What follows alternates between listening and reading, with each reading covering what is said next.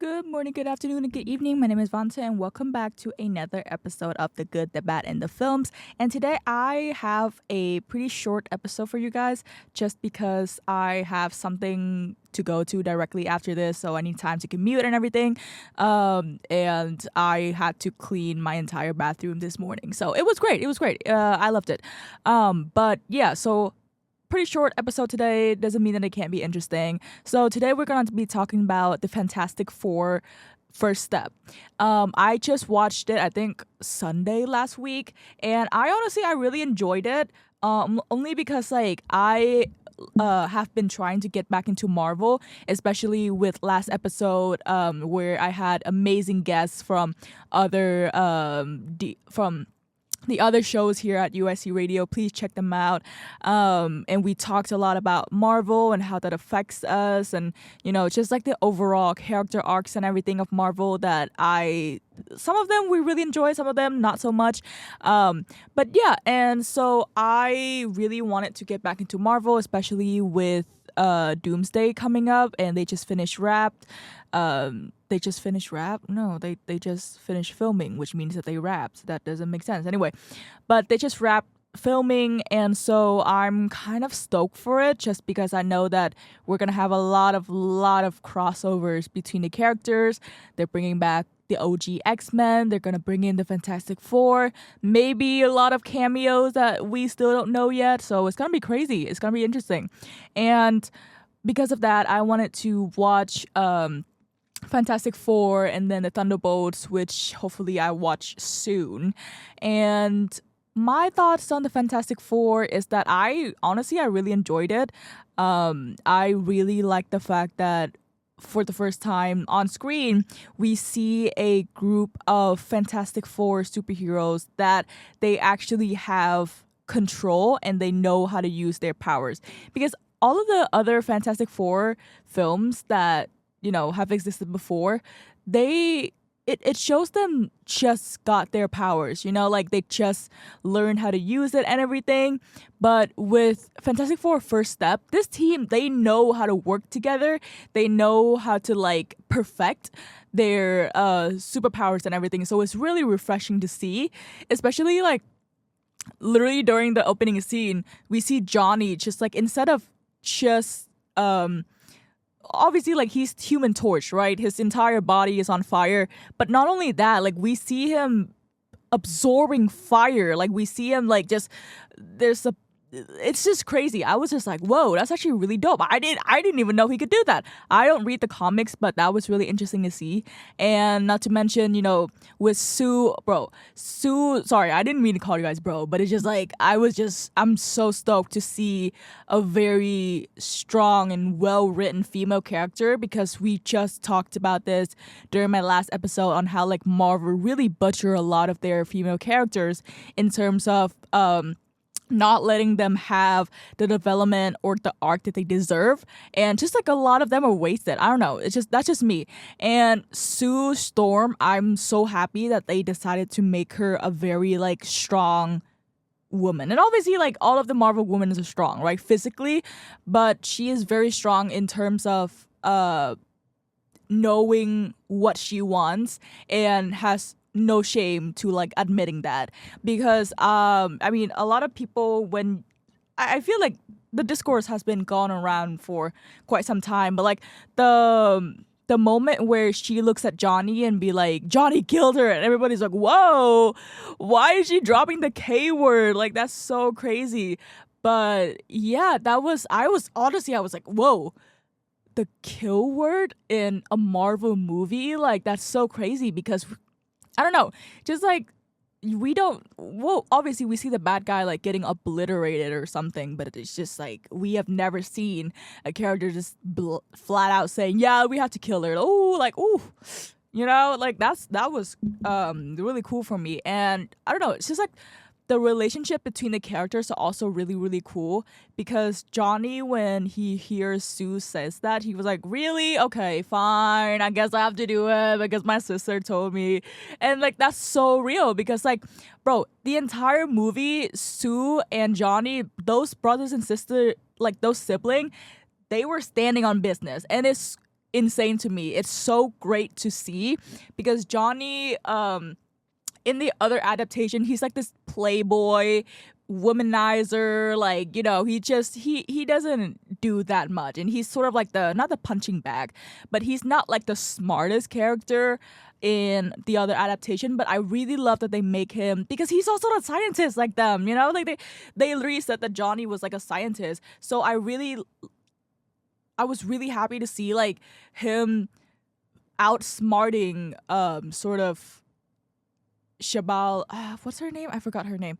But yeah, it was really, really cool to see. I mean, he learned the entire language just to like talk to her and everything, and sort of like quote unquote terror. Well, he did kind of terrorize her, but for good reasons, you know, like to protect people of their Earth. But yeah, it was really, really cool to see. And I don't know, I think it was just fun. Like, I think it's such a refreshing watch just because the chemistry between the actors is so good. It genuinely feels like a big family to me. I think that it feels very genuine when compared it to the other adaptation. And I just love it. I don't know what they did, but I just love it so much. And also the editing, guys. Oh, I need to talk about the editing. So we know that the movie is supposed to set in like the 60s in like this another multiverse of Earth. And I just love the fact that they incorporated just very fun editing, right? It's a lot of quirky frames, the editing style, the cutting, the music. It's just so fun and retro because it really brings out the 60s vibe. And I just wanted to say that because I think that a lot of films now, they're kind of scared to have fun editing. And when I say fun editing, it's not like CGI, it's not like visual effects. It's actually like, you know, putting frames on your scenes and having like multiple scenes going on at once, like multiple frames in one frame, if that makes sense. And, you know, I don't see that anymore. And just so refreshing to see something that I really enjoy in short films. But yeah, I don't know. It's just like, obviously for like a big budget film, you're gonna see like very simple cuts because the acting and the story is what you want to focus on. So obviously, like, I feel like in terms of editing, a lot of films nowadays just they do it very simple, right? The most is like I don't want to say simple in like a derogatory way. I just mean like it's very. I don't want to use simple as a bad word. It's just like it's very like you have hard cuts. You have, you know, music that are embedded. You have great acting and everything. But obviously, like, they don't want you to focus on the editing because if you make the editing too obvious, that's the only thing people are going to talk about, just like the Fantastic Four. But the thing is, with the Fantastic Four, it works because it plays into the 60s field. The feel of the 60s, right? Like it matches with the era, it matches with the aesthetic and the overall palette that they're trying to aim for. So it worked. Sorry. So it works. So similar to how, like, well, another example I think of is the editing in Doctor Strange Multiverse of Madness, which a lot of them I went, I'm not really sure why that's there. I remember there's this one scene with Doctor Strange and he was like passing out or something, and it was just like this zoom in on his face. There's like this circle frame around his face and they just like close in on it, and just it feels very cartoonish for me. And the reason why I said that is because Doctor Strange Multiverse of Madness takes itself very seriously, right? It deals with the multiverse. It drew Wanda to be this really scary villainess that just is willing to do anything to get her child back.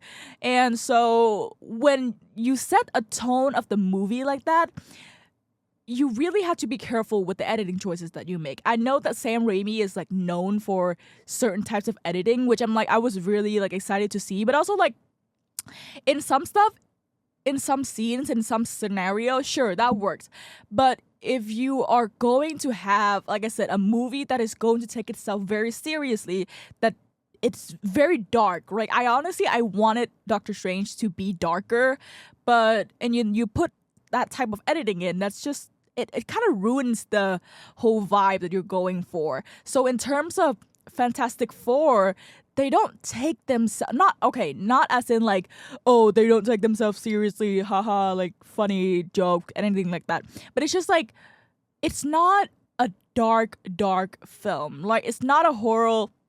It's just your action film slash families slash feel good sort of superhero type. It's not like those dark thriller superhero film. So it works. That editing works because, again, they're trying to thrive for that retro, very like nostalgic feeling. So incorporating those editing styles really just feeds into that feeling that makes you feel, oh wow, this, remind me of this TV show back in like the 80s or the 70s or something. I didn't grow up with American TV shows or anything like that, but I can just tell that they were trying to strive for that nostalgic feeling, which I think they did really well. And, coming from somebody who didn't grow up with American TVs and anything like that, I would say that they did a pretty good job. So I'm not sure what you guys' thoughts about that, but I really enjoy seeing that.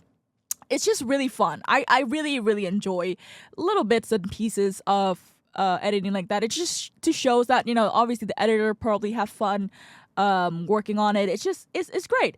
And in terms of, like I said, I want to circle back into the powers of the Fantastic Four and the way that now we kind of see that they have perfected their abilities and they're not shy to use it, like, at all. We don't really see Ben, which is like, the thing. We don't really see Ben sort of like get insecure about his arc anymore. I see some people like say that, well, that's actually his entire, thing, because out of everybody, his entire appearance changed, so it would have been great to see that kind of not guilt, but that kind of feeling of missing or just losing something that is so important, which is obviously that's very understandable. If you have a character that completely just change, like, obviously, like, as a person, if my entire body just changed into something else completely different, I would have a hard time accepting it, so I think it's really nice to see Ben sort of like in this stage where he's accepting the fact that this is who he is now. And obviously, not to say that that's only the thing for his how do I phrase this? Basically, what I'm trying to say is that it's really, really nice to see that he is able to see the benefit of his new physical appearance, because he's very strong, and the fact that everybody in the verse like loves him. The kids in the school, when they see him, they were like, lift the car and everything like that. And it was so sweet. It was such a sweet, cute moment. And I don't know, I think it's just like, it's really great to see Ben not feeling, I think obviously, like, I don't know, I think it's really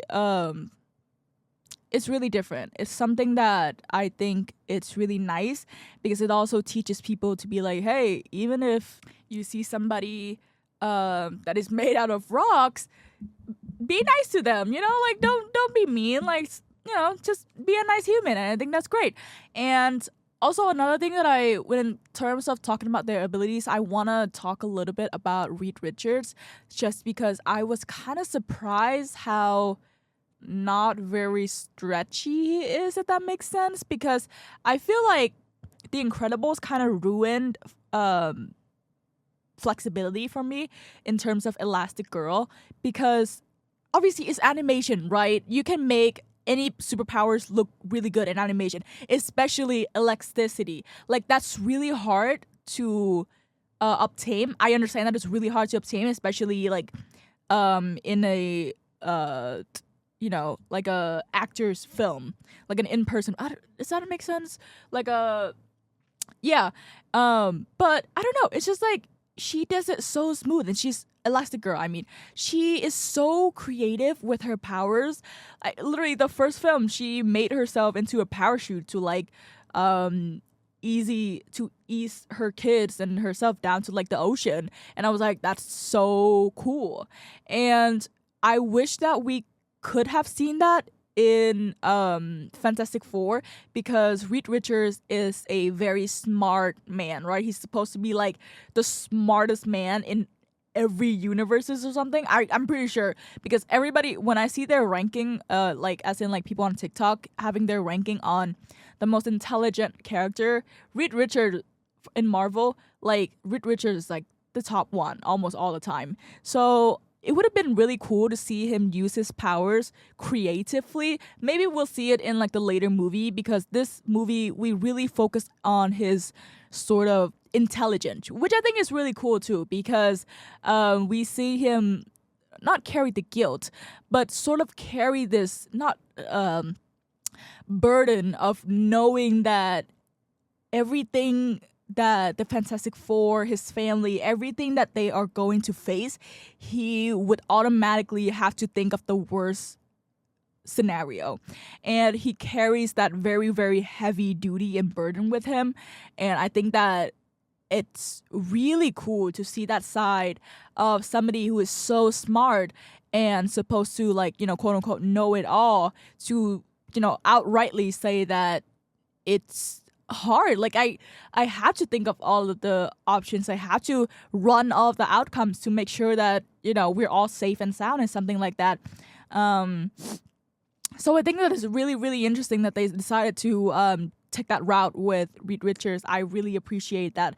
I think that just this one movie, they add so much depth and a lot of justice to all of the characters, like, equally. I really love to see that, because if we compare to I think the first adaptation, where we have Jessica Alba as the Invisible Woman, she was very sexualized. She was not. She was like not weak, but compared to the others, I think that she was showcased to be like the weakest. And then if we look at the Fantastic Four first step, Sue Storm was the strongest person. Like, we see Vanessa Kirby's character quite literally pushes a whole, I think he was he a Celestial? I don't know. But we see her push Galactus. Like, that took, obviously, like, people say, well, she died because of it. But that feat itself is, like, so crazy to me. I was like, she is cooking. She was cooking the entire film. And it was so cool to see her just using her invisibility to, like, hide an entire ship and everything like that. That was like, I didn't even know she could do that. But you know, it makes sense. But it's really cool. Hopefully we see a lot more of her characters, her feet, and I just want to see everybody's feet in the other films, because I think it's really cool in terms of, like, showcasing superpowers and anything like that. I think it's just really dope and neat. And yeah, and then obviously Johnny, like I said, I loved that they gave him so much justice. The fact that he's very smart, you know, and he's not, I love that they didn't make him like a womanizer. Like, we didn't see him like slept around like Chris Evans, Human Torch did. He was very, like, I think he was very, like, polite. He was a very nice gentleman, if I say so myself. The way that he interacted with is it Shabao? Okay, it's my bad, guys. It's actually Shalabao. I'm so sorry for calling her Shabao. Shalabao. Yeah, no, the interaction between them was very, like, I see a lot of people ship them. I could see it. I just think that is very sweet. I think the interaction between them are very, very sweet. And the fact that she basically just, like, saved him. And by the way, I don't love the fact that he was willing to sacrifice himself, like, twice this movie. I was like, the first time I was like, he was like trying to sacrifice himself. I'm like, okay, oh my god, like, they gave him so much depth as a character, because he knows that he's the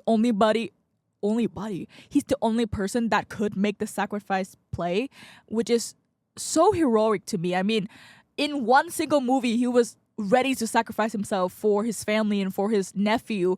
I was like, this man was standing on business. Like him and his sister. Well, everybody was, you know?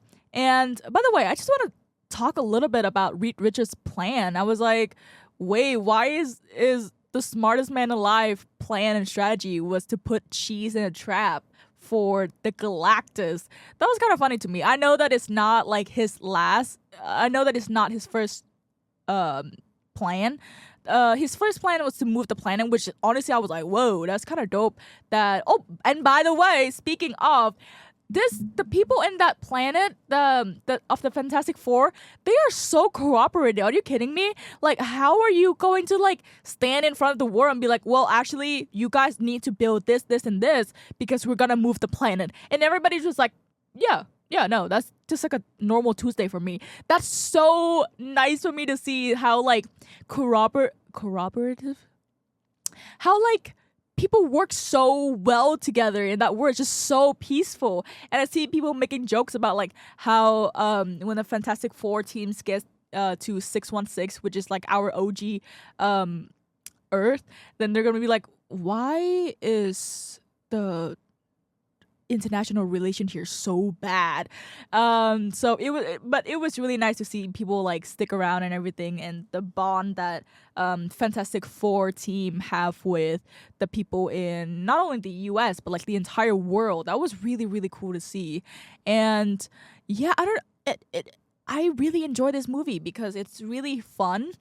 I get to see a new version of the Fantastic Four that gave them so much justice. I mean, again, I don't read the comics, but even from just comparing it, like I said, to the other adaptation, this is 10 times better. Like in terms of character arcs, in terms of character purposes and their depths in their thoughts and their worries and everything like that. It was just like, it's so nice. It's really, really great. And obviously with the I'm not going to talk too much about the end credit. I have seen it, because we got teased with Doom.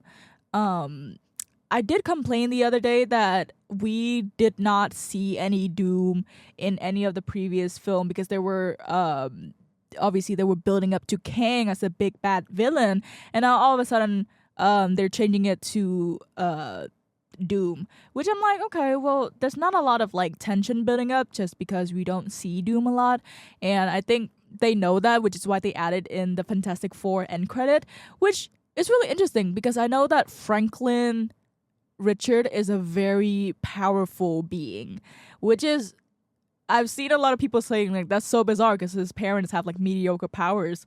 That's not my word. I just saw it online.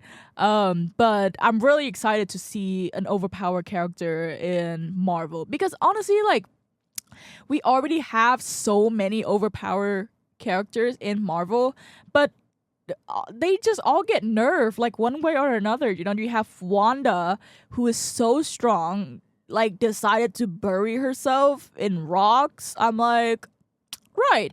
And when we have Thor, literally God of Thunder, also got nerfed multiple times. I'm like, okay, yeah. And I just want to see an overpowered character that is so overpowered that it's satisfying to see, if that makes sense. But yeah, I really enjoy Fantastic Four. I think in terms of I don't know. I think this is how you do a film that you like to introduce new characters, right? Because in my last episode, me and my guests, we also talk about Eternals, which I really enjoy, but I don't know why people hate it so much because obviously this is a group of people that are just introduced into the Marvel Universe. And I think that the movie was fine, but also we don't know that much about them. But compared to the Fantastic Four, we get so much information about the characters, who they are, and what are their roles in the team. And I think that by itself, they have succeeded because I know a lot more about Fantastic Four than compared to like the other adaptations or like the other teams of new characters that Marvel decided to make like a movie on. So I think that is really cool. But yeah, I don't know what you guys think about Fantastic Four, but that's my very, very brief, because like I said, I have somewhere to go after this. So I can't really make a long episode, but I hope you guys enjoy this one. And I'll see you in the next one. Bye guys.